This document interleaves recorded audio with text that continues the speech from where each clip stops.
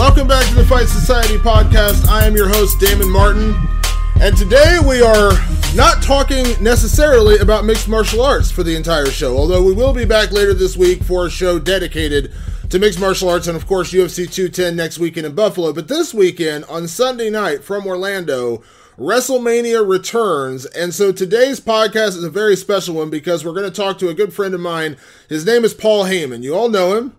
He works with Brock Lesnar, of course, former UFC champion. He works with he used to work with current UFC fighter CM Punk, and he's a big mixed martial arts guy. And with WrestleMania at this point 6 days away, I couldn't resist getting him on the show to talk about Brock, to talk about Goldberg, to talk about Ronda Rousey, to talk about Conor, to talk about everything that's been happening in the world of professional wrestling and, of course, mixed martial arts as well. There's no better man in this sport to give a promo than Paul Heyman, and I figure what better way to talk about WrestleMania, especially considering Brock Lesnar is in the main event on Sunday night against Bill Goldberg, than to talk to his humble advocate, Paul Heyman. So without further ado, let's get to the interview where we talk with Paul Heyman on all manner of different subjects. So enjoy this interview. We'll be back with more mixed martial arts talk with the second show later this week, so stay tuned for that. But for now, let's talk WrestleMania with the great Paul Heyman. With WrestleMania only a matter of days away, we welcome into the show today a very good friend of mine, an icon of the professional wrestling industry, and the humble advocate for former UFC heavyweight champion and potentially future WWE Universal Champion, Paul Heyman. Mr. Heyman, how are you, sir? No, if you only started out with ladies and gentlemen, I would never have to introduce myself again. I tried to do you proud. That's what I was trying to do right there.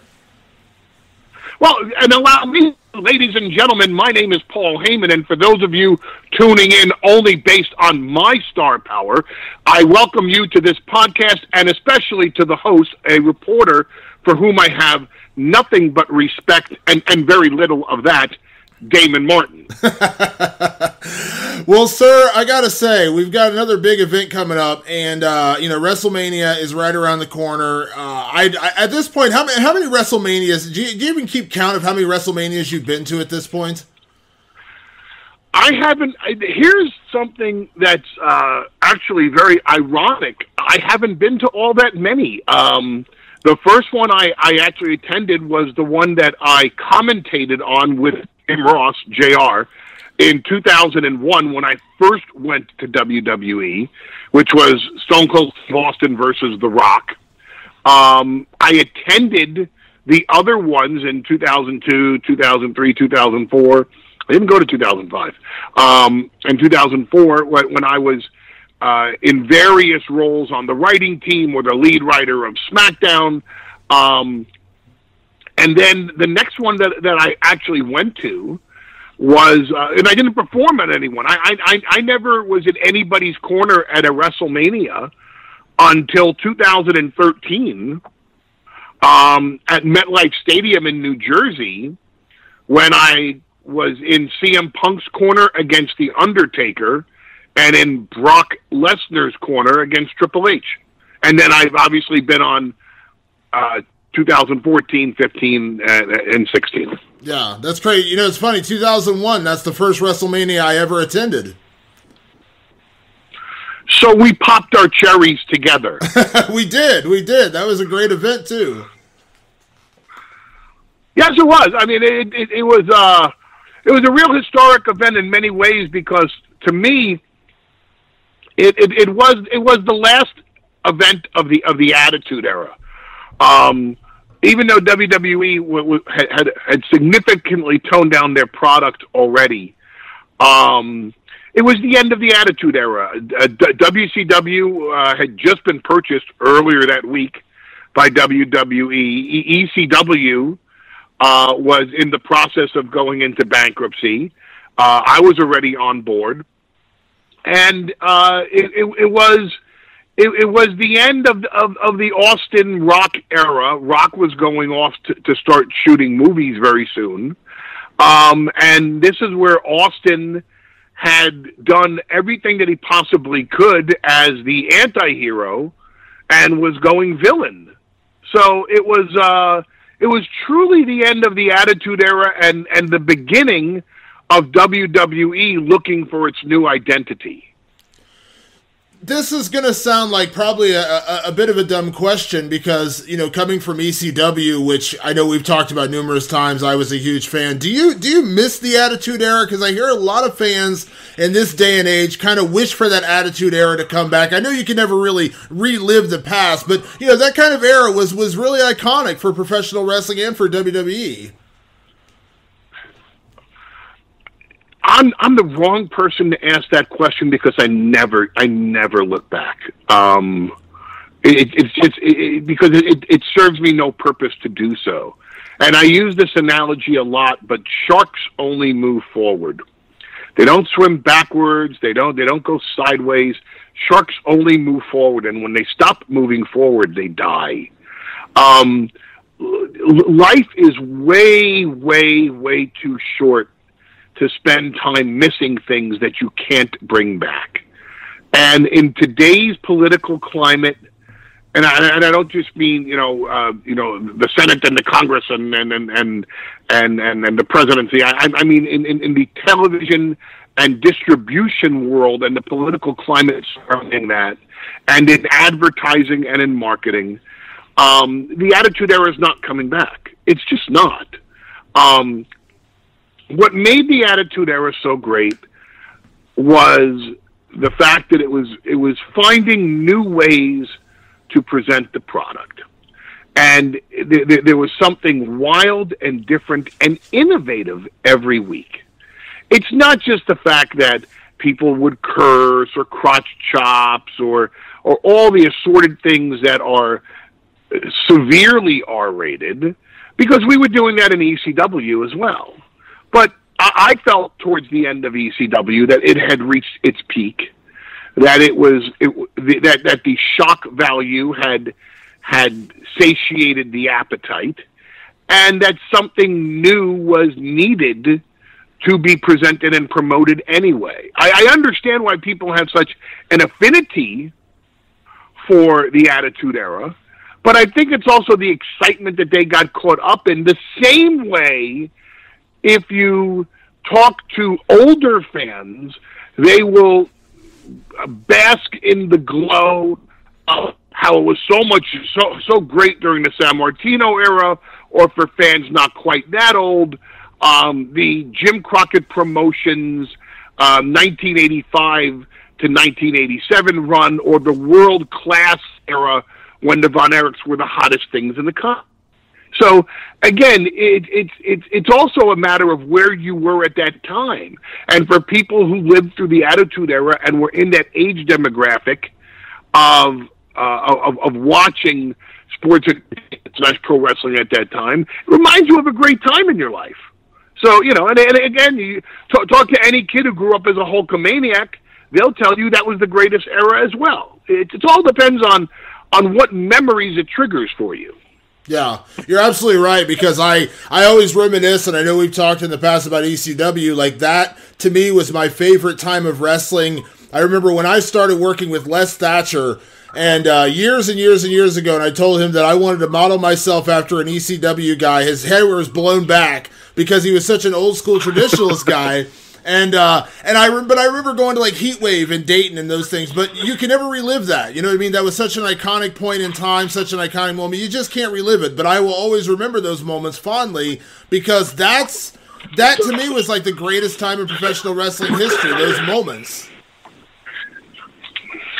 Yeah, but it was also how old you were at the time and the excitement of things happening around you at that time, and probably all the hookers and the beer that you were bringing to Dayton with you, for that event at that time in your life.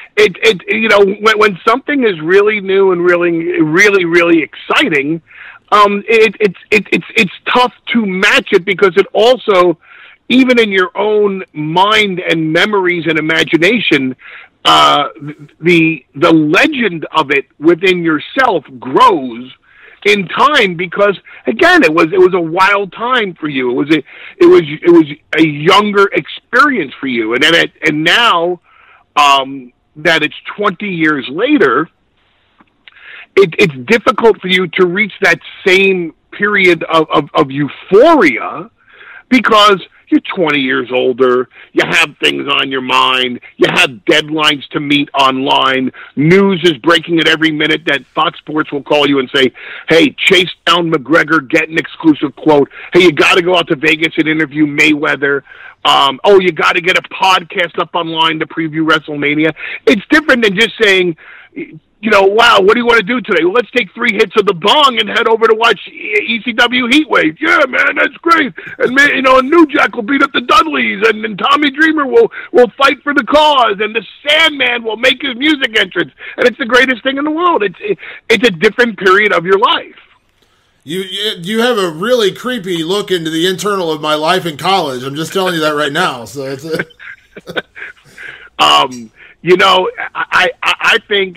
I think a lot of the ECW audience got contact high simply based on the residue coming out of the exhales of most people in our arenas in the 1990s. and if not, it's not like Rob Van Dam wasn't known to participate or partake in a tailgate party every now and then, where at all times it was 420. It was always 420 for that guy. There was never a time when it wasn't 420. The clock just stopped. Hey, may we all have as much peace of mind and internal zen as Rob Van Dam has achieved in his life. With that said, April 2nd in Orlando, we have a tremendous WrestleMania event coming up. Of course, Brock Lesnar in the main event against Goldberg. This is such an intriguing rivalry because it goes back so far. We talk about the Attitude Era and afterwards, and the rivalry that's gone on between Brock and Goldberg. This is such an intriguing main event. I really enjoyed the build up to this. This is it kind of felt like it was all building towards a crescendo, and you could tell when there's a great story or a great thing going on in professional wrestling, when it builds towards something you can when you just can't wait to see it coming, and that's what this WrestleMania main event feels like for me. Well, and that's how it feels like to us too. It's been a very interesting run with Goldberg, because I don't think a lot of people saw the enormity of his popularity in coming back. And we just had a huge superstar come back last year or 2 years ago in Sting,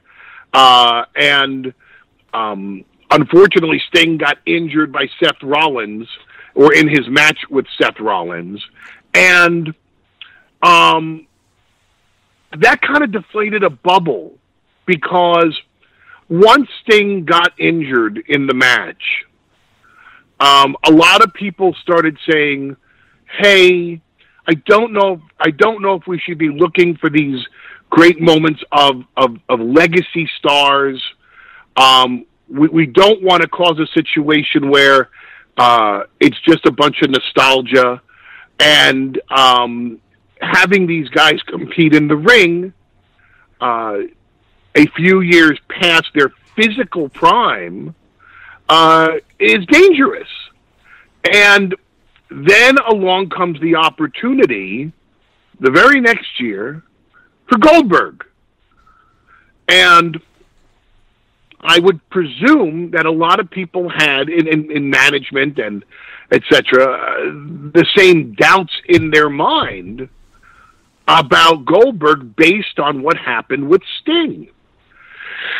And then Goldberg shows up in the absolute most magnificent shape of his life, because the guy works out with studs like Simon Marcus, and I mean he rolls with some heavy dudes, in terms of MMA and taekwondo and kempo karate. I mean he all these different martial arts, Muay Thai. He's very into Muay Thai. And he shows up lighter, in better shape, better cardio, in every way possible, imaginable. He's in the best shape I've ever seen him in. And we look towards Survivor Series for that, that dream match, Brock Lesnar versus Goldberg. And Goldberg was so explosive, and he looked so good in doing it. and he was crisp in the ring. You know, how a guy takes off 14 years, 12 years, and has no ring rust is beyond me. His timing was perfect, and you know, his message to the audience was heartfelt. He wanted his son Gage to see him wrestle. His wife Wanda had never seen him with 50,000 people chanting the name Goldberg, and he was off to the races. He just came in and was so inspired and motivated that he quickly made you forget the fact that, wow, this guy has not been on television for over a decade, and that he debuted 20 years ago.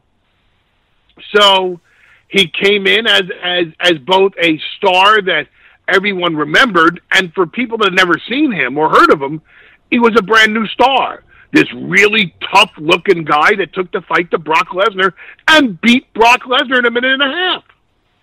So now we're off to the pieces with this great story of the greatest championship comeback in sports entertainment history. And someone comes back after a decade to win the title.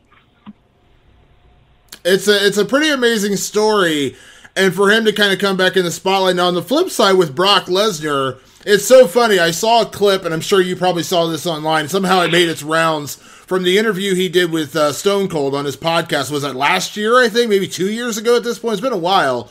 And he said, yeah. Brock said, you know, he just really doesn't like people. He doesn't really like being around people. He can perform in front of 20,000 people, but he doesn't really like being in crowds of people. Now, I can never imagine where Brock would think that, but it's funny, for a guy who does like his seclusion, he does like his privacy, Brock is always in the news. Brock always has something going on that keeps him in the news, whether it's UFC, whether it's WWE, whether it's, whatever he's done throughout his career. It's so funny. A guy that does like his seclusion and his privacy has always been such a star, literally from college. From the day he stepped onto the wrestling mats at Minnesota till now, he's really never stepped out of the spotlight for very long.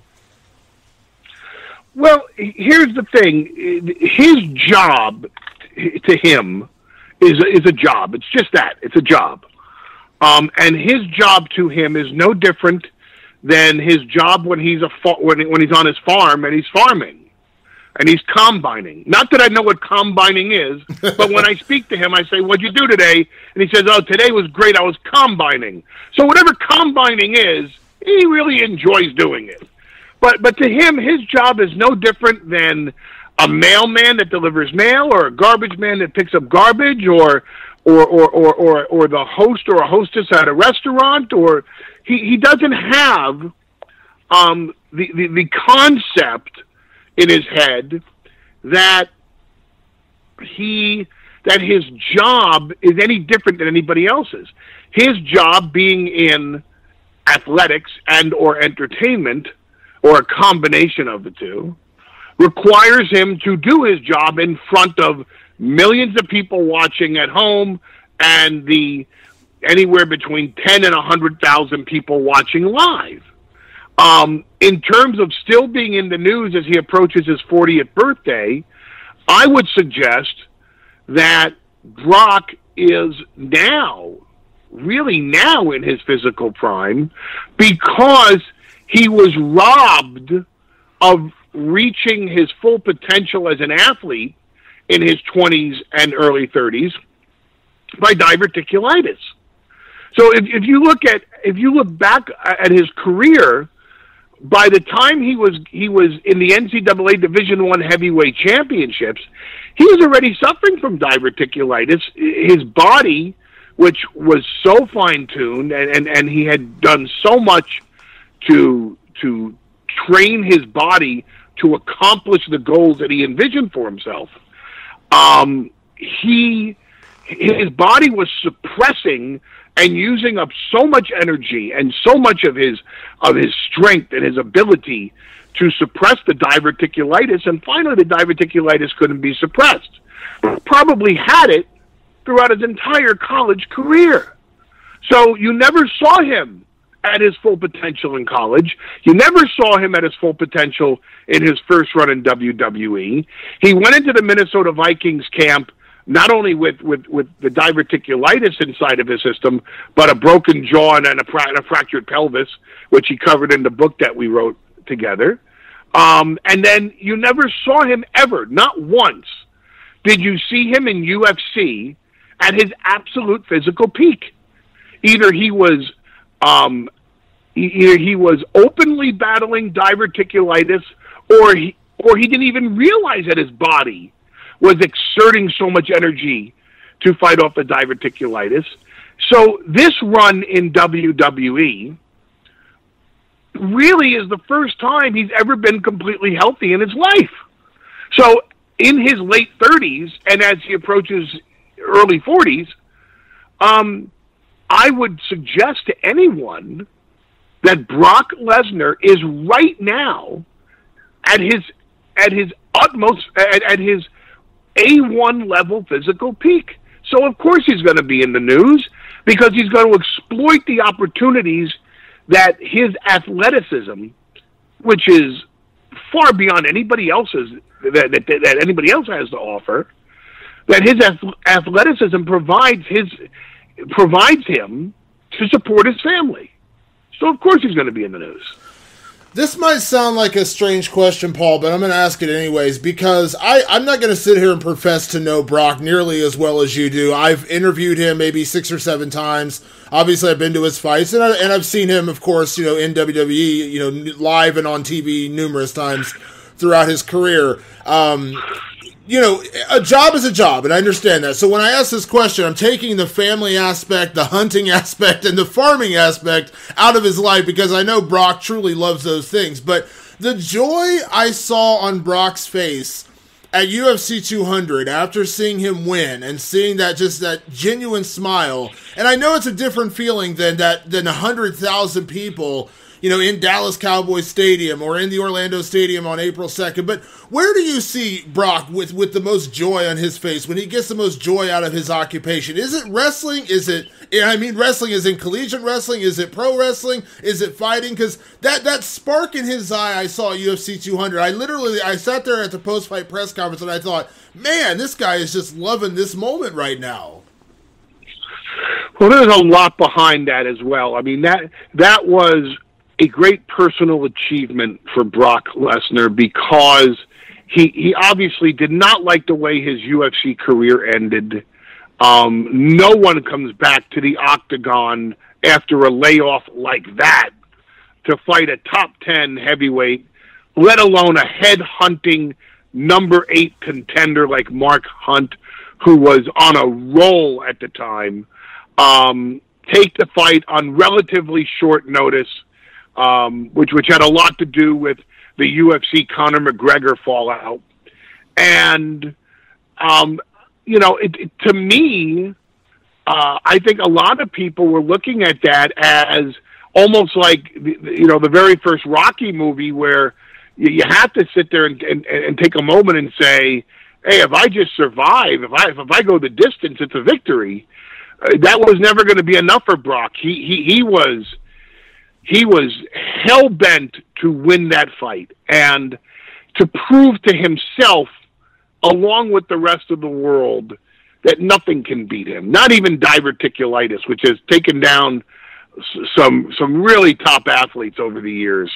And to walk away from UFC in 2000 and at the very end of 2011, and come back in 2016 and fight Mark Hunt, who was just coming off a string of great performances, and to win that fight, and to not get knocked out by Mark Hunt, and to contain Mark Hunt, and even to stand toe to toe with Mark Hunt. That was such a victory for Brock, and to Brock, it was a victory over the one opponent that he never had a chance to exact revenge on, and as quirky as this may sound, that opponent was diverticulitis. And I don't want to take the attention away from WrestleMania, April 2nd, amazing event, but I want to ask, because, a lot of people who listen to this are going to be UFC fans, because obviously it's what I do primarily with my day job is UFC. We know that after everything that happened last year and going into this year, that Brock had told the UFC that he was retiring again. I don't believe it. I still think Brock will come back and fight again. You know Brock far better than I do, probably far better than most people do. In your head, do you truly believe Brock is done with fighting? Because I don't. I really don't. I don't know what Brock is done with in life and what he's not done with in life at the moment. Right now, he is ecstatic over what we have envisioned for this year in WWE. And I think he's very challenged by the concept that he and I have talked about. And I think he's looking at that with a lot of passion and a lot of excitement, because we'd like to take the Brock Lesnar character into places that he hasn't been before, which is what we've been doing with this whole run with Goldberg. I mean, for me to come out on television and talk about how Brock feels compelled to avenge this loss, how Brock's never faced loss before, how Brock was embarrassed and humiliated by being defeated by Goldberg in a minute and a half. These are words that I've never used in the 15 years that I've been his advocate on WWE TV, in the fact that I co-wrote his autobiography with him. I've never used the words embarrassed or humiliated. And so we took his character this year a little bit in a direction that has never been before, and I think we're going to build on that in 2017. In the same way, Brock is, in his heart, a trained competitor. Now, whether that means he's going to look at this environment and say, hey, you know what?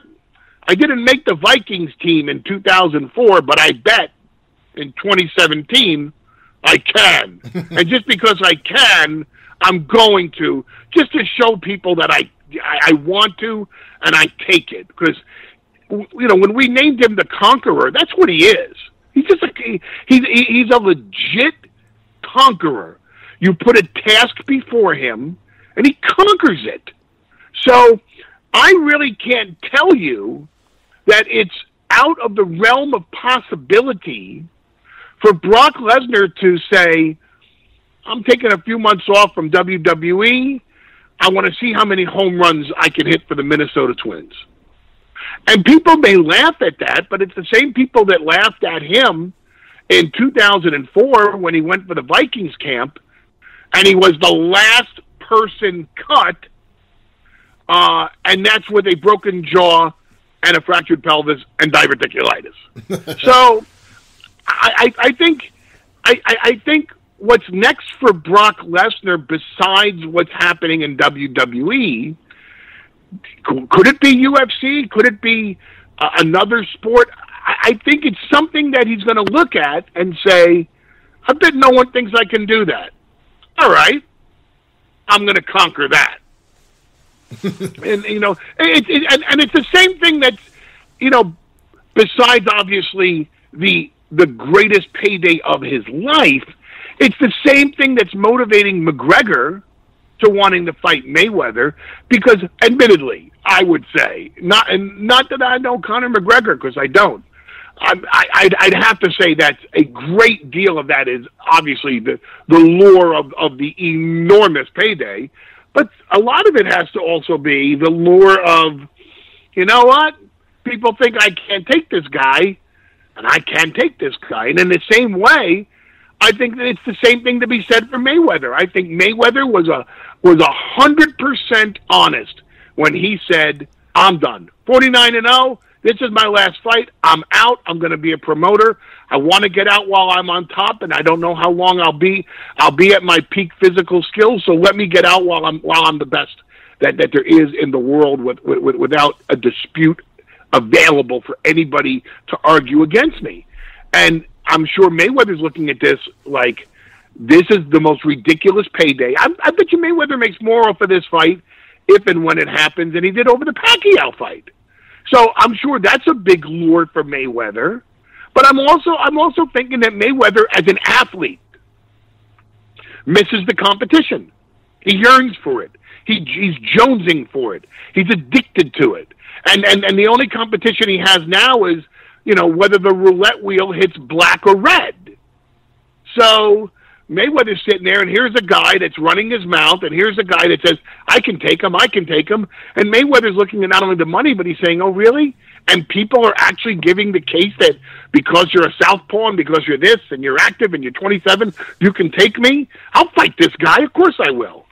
So it's the same thing with Brock. It's not just looking at UFC and then he'll say, you know what, I at my worst, beating me cost Cain Velasquez 14 months of his career. When I was not 100% healthy, I beat the greatest heavyweight of all time, Randy Couture. When I came in for UFC 100, I was fighting a guy that had a psychological advantage over me because he tapped me out, and he was a former UFC heavyweight champion in Frank Mir, and I pummeled him. And at the same time, Brock could look at that and say, I want that again. But also, he may look at something else. Hey, he may do race car driving. I don't know. You never know with him, because what's going to happen is something's going to trigger that. He's going to be sitting there one day and looking at something, and someone's going to say, yeah, can you imagine how hard that is to do? And he'll just look over and say, not for me. And they'll go, oh, come on. You can't go one-on-one with LeBron James, or you can't put on ice skates and score a goal against an NHL goaltender. And he'll sit there and he'll say, yes, I can, because I'm Brock Lesnar. And that'll be a task that he goes out to conquer, because that's who he is. 100% legitimate, genuine, authentic conqueror. I love it. Paul, you are, and I think most people would agree, the master of the promo. I know you hear this constantly. You see it on Twitter all the time. Whenever you step into a ring and grab that microphone, you have one of the most captive audiences in the world. But you've been around You've been around professional wrestling your entire life. You've been around, different trends. You obviously work with your advertising agency. I'm curious because we're getting ready to go into WrestleMania. I believe it was last year, maybe it was 2 years ago. I can't remember the exact timeline. I think it was 2 years ago. In the middle of Brock's match with Roman Reigns, he's tossed him around the ring, and the spotlight's on him, the cameras are on him, the microphones are on him. At one point, he says, "Suplex City, bitch."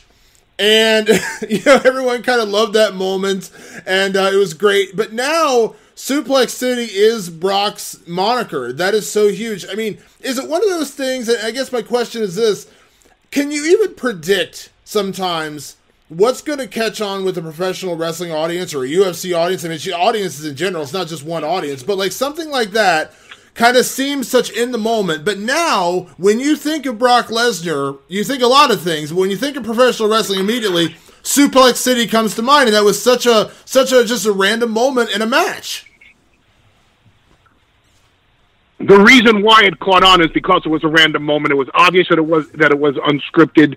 It was obvious that it was improv. It was obvious that it was in the passion and the heat of the moment that Brock blurted that out because he felt it. It was real. It was authentic, and that's why it caught on. If we had planned that out, it would never have caught on that way. It was obvious to the audience this was something real that he felt, and therefore they wanted in on that. It's not really a marketer's job to figure out with 100% accuracy what's going to catch on. It's a marketer's job to innovate and to develop and experiment. And the real job is when you start to see something catching on, you exploit it to the max. That's what a marketer's job is. To see the trends as they start to unfold and realize this is going to blow up. I agree. With that being said, we have WrestleMania coming up on April 2nd. There's a lot of things to talk about with this card, and obviously with Brock in the main event. But I'm curious, Paul, because you're a bit of a professional wrestling, not only a historian in a way because you've been around the sport so long. But one of the things that's most intriguing to me right now, as far as the marketing, as far as the promotion goes going into WrestleMania, is women's professional wrestling. I'm such a huge fan of what WWE has done recently, giving people like Sasha Banks and Charlotte and some of these other, folks a chance to shine. I'm curious your thoughts on that trend and what you're seeing out of women in professional wrestling. 'Cause it's so much different. I grew up on Wendy Richter, in WWF back in the day, and then transitioning to that to Trish Stratus and Lita and things like that. But now, I love what they're doing, and I love the attention it's getting, especially on an event like WrestleMania. Well, I think WrestleMania is the right thing for you to mention, because I envision a day where a women's match main events WrestleMania. And I think the female to bring the women's division to that prominence is Charlotte. No doubt in my mind. She is a true game changer, not just for the women's division, but for the industry in and of itself. I think when Trish Stratus and Lita broke the mold and turned up the heat on the women's division and paved the way for this crop of athletes that have come in and truly both revolutionized and evolved the presentation of women's wrestling. And I think also Natty Neidhart, does not get the credit that she deserves for being at the forefront of that movement. But Charlotte, to me, is the prototype of where women's wrestling is going to go. And in the same way that anybody who was watching Strikeforce in the infancy of women's MMA of the women's MMA explosion, and you saw Gina Carano followed by Cyborg, followed by Misha Tate, and then the global popularity of Ronda Rousey. I think it's the same way in WWE. I think Trish and Lita paved the way. I think that Natalya set a standard in terms of work rate, and then came in this crop from NXT with Sasha Banks and Bayley and everyone else. But Charlotte is in a league of her own, and I can't even tell you that I think she's one of the best women's wrestlers I've ever seen in my life. I think she's just one of the best wrestlers I've ever seen in my life. And I don't think the global audience has come to realize her potential as a worldwide attraction yet. And they will. And at that time, I think she has the potential to be the first female in a main event match at WrestleMania. I agree. I absolutely agree with you. During that, you mentioned a name. I was going to bring this up anyway, so this is a perfect segue for this. I know beyond professional wrestling, you do pay a lot of attention to, UFC and to mixed martial arts. the name Ronda Rousey has come up a lot because a lot of people, including Dana White, have said they believe that she is going to retire. Now, she's dabbling in acting. She just finished a role on the NBC series Blind Spot, so she's doing some stuff like that. But a lot of people still believe Ronda's future will be in WWE. We know she's a huge professional wrestling fan. We know she obviously appeared at WrestleMania a couple years ago. Paul, what's your opinion on Ronda Rousey, not only in her future, but what kind of star potential would she have if she came to WWE tomorrow? Well, I think the WWE audience would embrace Ronda Rousey with open arms. She is, just her name recognition alone is huge. It doesn't matter her past two experiences in UFC. All that matters is if she got involved in a story that people could relate to and could sink their teeth into and could get excited about. I would personally pay to see Charlotte versus Ronda Rousey. I would personally pay to see Stephanie McMahon versus Ronda Rousey for a completely different reason, but why digress? I think Ronda Rousey doing anything in WWE is a natural fit. I'd love to see it, and would be happy to discuss with her all of the benefits that she could inure by being a Paul Heyman girl. I think that would be a perfect fit, and I think of all the things that Ronda has in her future, and she has a lot of options. We know that. I mean, outside of fighting, there are options, but I feel like WWE and professional wrestling would be the best for her because it's a little bit of everything. It's that athleticism that she clearly has. It's the prowess and the popularity that she's already carrying in. Working with someone like yourself would only be, kind of excel her. And when you mentioned that, I was actually going to say this. Imagine Ronda Rousey versus Charlotte headlining a WrestleMania. I got tingles down my spine just thinking about it. I assure you, I feel the same way. It would be amazing. It would be absolutely amazing. And I hope it happens. I really do. Hey, I tell you what. I mean, there are other women in WWE. It's not just Charlotte that could probably provide a compelling main event against Ronda Rousey. Look at Nia Jax. I mean, you talk about someone that could truly make you believe she could kick Ronda Rousey's ass. Nia Jax is an impressive performer and a hell of an athlete as well.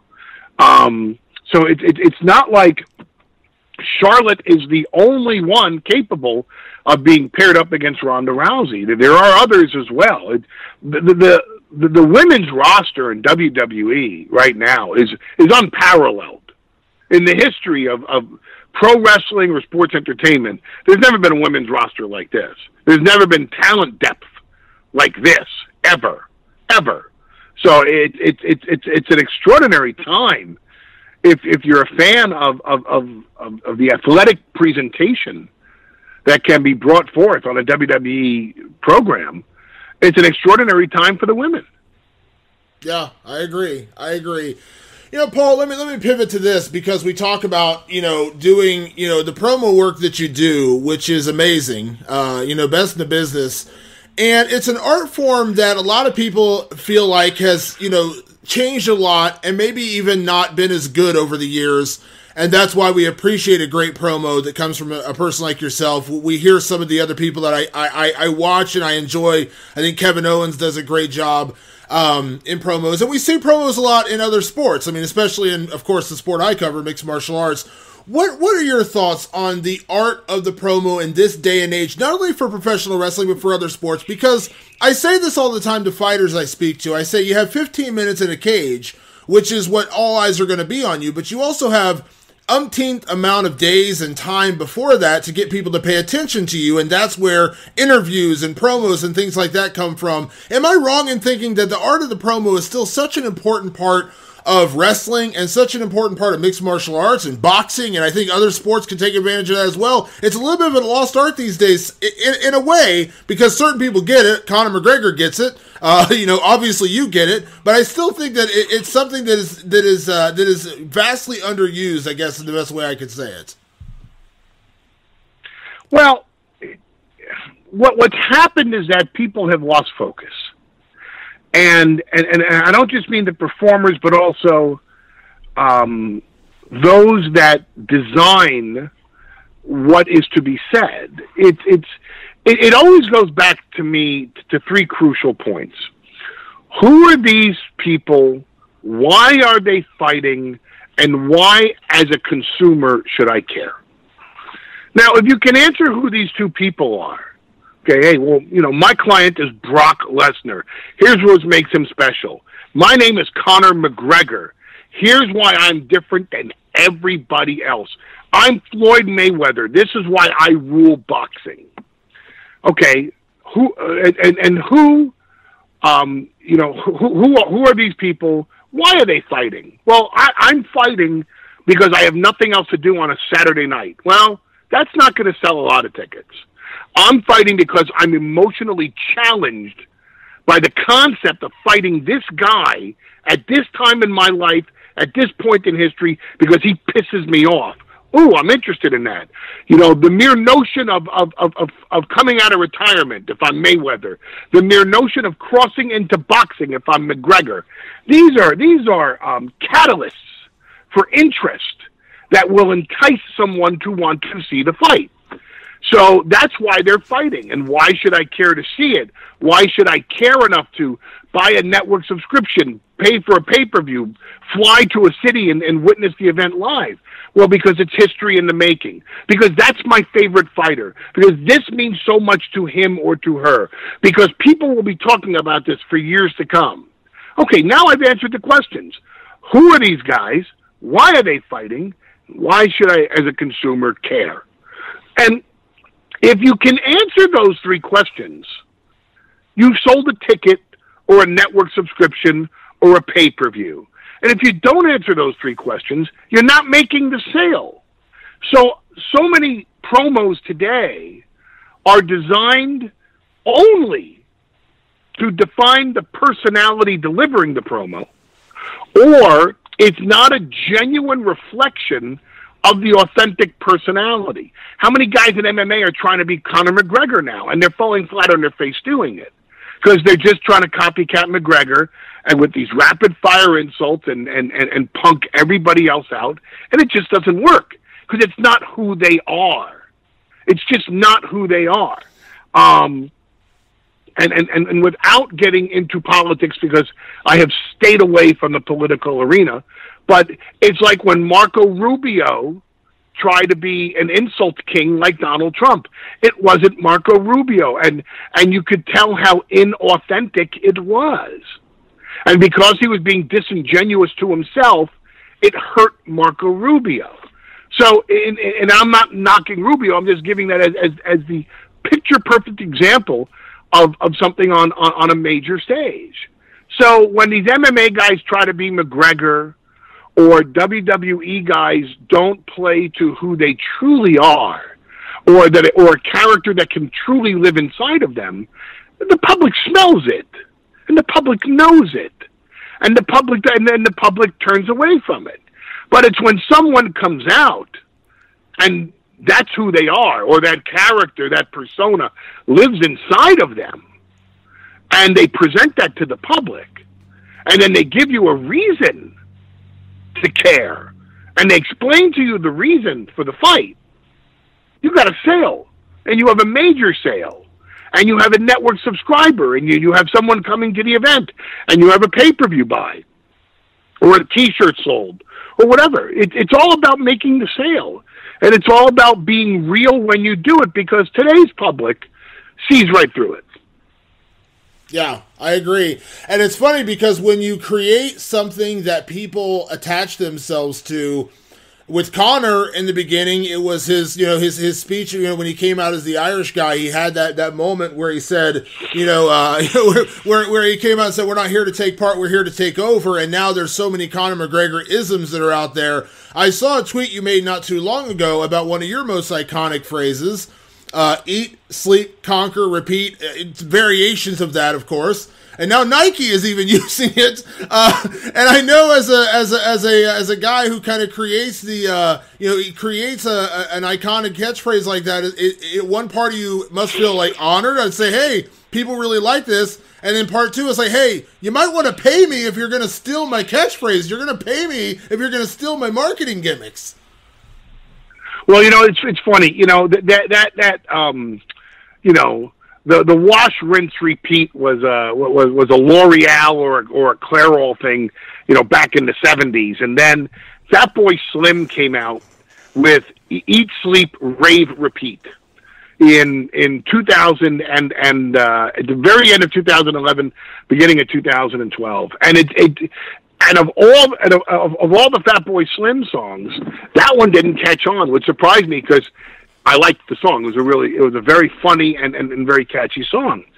And we were coming up with a new catchphrase for Brock, and especially looking towards wrestling The Undertaker at WrestleMania. And now this is the end of 2013. And with Brock coming back, I just said, eat, sleep, conquer, repeat. It was just something I said on television. In as part of a 12-minute promo, and it caught on instantly. And then we came out with the shirt, Eat, Sleep, Conquer, Repeat. And I can't take credit for the discovery or for writing out the actual Eat, Sleep, Blank, Repeat, because it was obviously influenced by the shampoo commercial in the 70s and the Fatboy Slim song, but the Fatboy Slim song didn't catch on. And as soon as we went public with it, within weeks, I saw it at Burger King, Eat, Sleep, Bacon, Repeat. And I said, there's no way. This is too much of a coincidence. And then I saw it everywhere. I saw it at fast food places. I saw it at car dealerships. I saw, Eat, Sleep, Dodge, Ram, Repeat. And it was everywhere. I saw it with Nike. I saw it with McDonald's. I saw it with Apple. I saw it with Snapchat. Eat, Sleep, Snap, Repeat. So it became this global marketing term. And I lived through this before in the 90s. I didn't come up with the word extreme, but I came up with it as an adjective for your product in August 1994. And then by the spring of 95, it was everywhere. So chasing down those royalties will be an exercise in futility for me. And it's one of the many things that motivates me to come up with a new phrase and then trademark and copyright it and perhaps then chase the royalties the next time I stumble upon something like this. But it is kind of, in a way, while the monetary gain would obviously be nice, to know that you make such an impact on pop culture. I mean, that to me, that's history. That's something that will go down to history, just like with Extreme, with that catchphrase. That's part of pop culture history now. The fact that so many, what do they say, imitation is the greatest form of flattery? Well, I came up with Extreme for ECW in August '94. So I was just about to turn 20. I was still 28 years old. So when you're 28 years old and you realize that you're making history and you've affected pop culture and you have created a global phenomenon, you really enjoy that, and that's a big ego boost, and it's a great calling card. When you're 51, I don't give a damn about affecting pop culture, and I don't give a damn about creating a global phenomenon. Cut me my royalty check, bitches. I love it. I don't want to take up too much more of your time, Paul, but I do want to ask you, we're talking, so much about WWE and UFC. One guy that I haven't brought up to you yet is CM Punk. Do you still talk to CM Punk on a regular basis? How's he doing? I those who talk to CM Punk on a regular basis and then tell the world how he's doing don't end up talking to CM Punk on a regular basis. Here's what I'll divulge publicly about CM Punk. It would appear as though he's in a happy place in his life.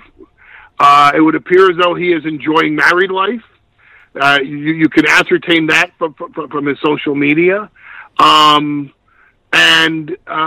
would presume to say about CM Punk's going to do what CM Punk wants to do, and he's going to pursue his dreams in his own very unique way, in a manner that he deems ethical and appropriate. And as far as discussing CM Punk publicly, I'll limit myself to that because I think that's all he wants the public to know at this point. Yeah. You know, I told you about the joy I saw in Brock's face at UFC 200. You know, I know the fight didn't go his way, but ahead of UFC 203, and again, I don't profess to know CM Punk, but I felt the same thing when you're living your dream, whether it's mixed martial arts or WWE or you're singing on a stage. You can truly see the joy in someone's eyes, and I saw that with CM Punk in that moment. Like, even though the fight didn't go his way beforehand, though, he was loving it. He was loving every minute of that lead up to his first fight, and I guess that's ultimately all that matters. When you're enjoying what you're doing and you can express that, that's all that really matters. So whether it's pro wrestling, WWE, UFC, whatever it was, and I saw that with CM Punk. He seemed like he truly was in that moment. He enjoyed that moment. It's about pursuing and living your dreams. And both of these industries, UFC and WWE, and in many other ways, you know, Major League Baseball, NHL, hockey, NBA basketball,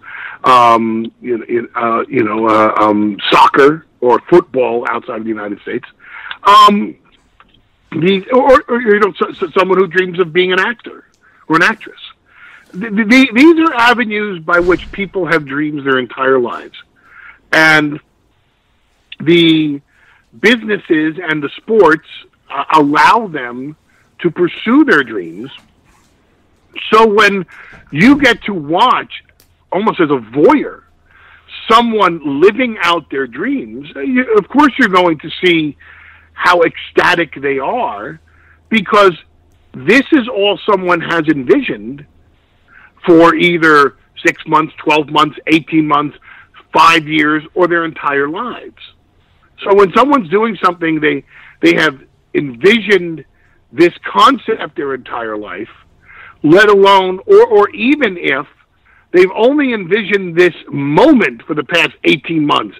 Every day of training, every day you had to throw up in a bucket. Every day, so you know, some other guy in training choked you out. Every day that you were too sore to get out of bed, but got out of bed anyway.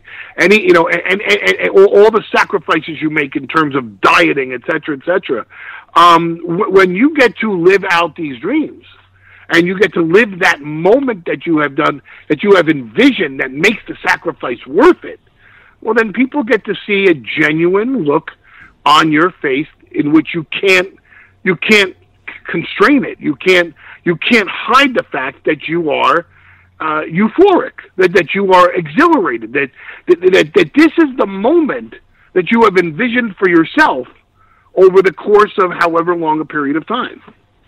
So for you, Paul, what is that for you? At this stage in your career, at this stage in your life, what is that moment for you? What is the thing that gets you most euphoric, to get you in that dreamlike state where you're like, I can't believe I'm here right now and I get to do this? Professionally, trying to be the verbal equivalent of what Brock Lesnar brings physically to a WWE presentation. Because if I can't hype it to the extent that he can deliver it, and then if I can't review it as enormous as with the magnitude that he delivered it the night before, then I'm not doing my job. And you have to give it an aura of importance and relevance and historical relevance beyond just, well, if you missed what my guy did last night, then you're really shit out of luck because, oh, man, did you miss it? Brock Lesnar was great. That ain't going to cut it. I have to leave you with the understanding that Brock Lesnar in a ring is a very special event.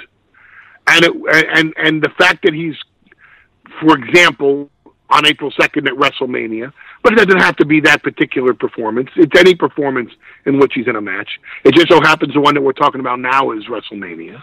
But the night after I'm challenged by any interview I have to do promoting WrestleMania, and I'm even more challenged by what happens on Monday, April 3rd on Monday Night Raw, when I will have to go before a global audience and describe what took place and why Brock Lesnar is head and shoulders above everybody else and why his performance the night before was of historical significance and one that you will want to brag about witnessing for the next 25 to 50 years. And we get to see another one of those moments on April 2nd, WrestleMania. Brock Lesnar against Goldberg in the main event. Every WrestleMania is special, but I feel like Brock headlining WrestleMania makes it that much more special because, as you said, when he performs, just like when he was in the UFC, whenever he does it, you want to be there. You want to watch it. You want to witness it. I guess witness is probably my favorite word for it because you're not just watching, you're witnessing. It's like LeBron James, we are witnesses. I feel like that every time Brock performs. We are witnesses to something great because I think you said this about Brock in the past, and I would agree. He's a once-in-a-lifetime athlete, and eventually, one day, he'll slow down. One day, he won't be in the public spotlight, and these are those rare moments that we should enjoy a once-in-a-lifetime athlete performing. Right, because when he's done, he's going to be done. Imagine if you're a golfing fan, if you're a fan of golf, and I come to you right now and I say, hey, I have a time machine and I can take you back 6-7 years ago when Tiger Woods was at his peak. Or I could take you back, 30 years ago and you can see Jack Nicklaus versus Arnold Palmer. And you go, wow.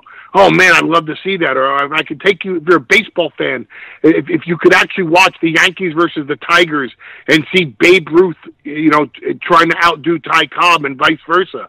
If you're a basketball fan and you could see Michael Jordan at his absolute best, or Wilt Chamberlain versus Bill Russell, when all these legends, when all of these athletes, and you read about them and you go, man, what must it have been like to be there that night and witness that happening and participate as a member of the audience?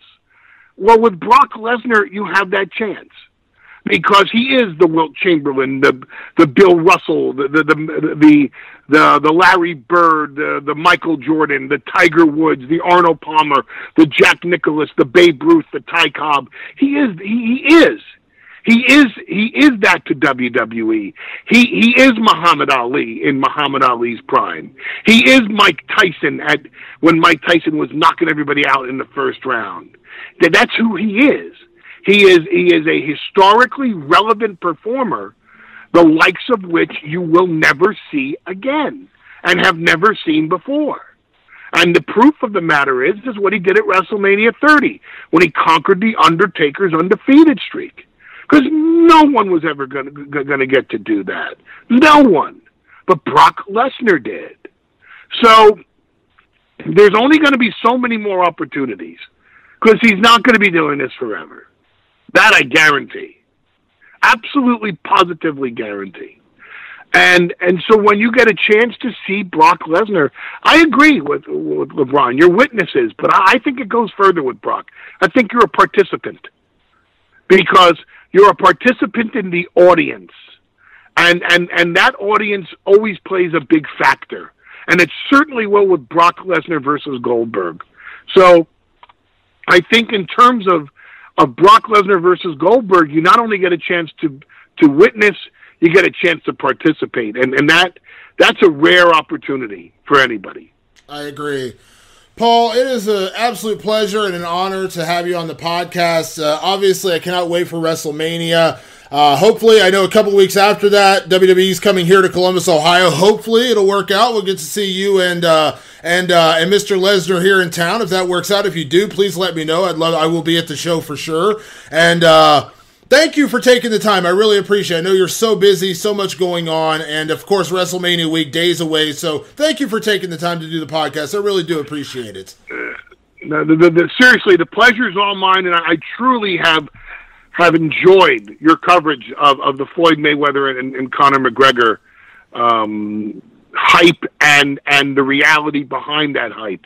You've broken a lot of ground with that, and whenever Brock and I or others and I discuss the possibility of McGregor versus Mayweather, you're the reporter of record right now, and it's and I commend you on that. You have my most sincere compliments. I appreciate that. I very much do. Coming from you, that means a lot. Thank you as always, Paul. I appreciate the time. We will speak soon. Safe travels out to Orlando. Wish Brock the best of luck for me. Not that he needs it. And I cannot wait for WrestleMania April 2nd live on the WWE Network. And thank you again for the time. I appreciate it. Thank you, sir. All right. Bye-bye.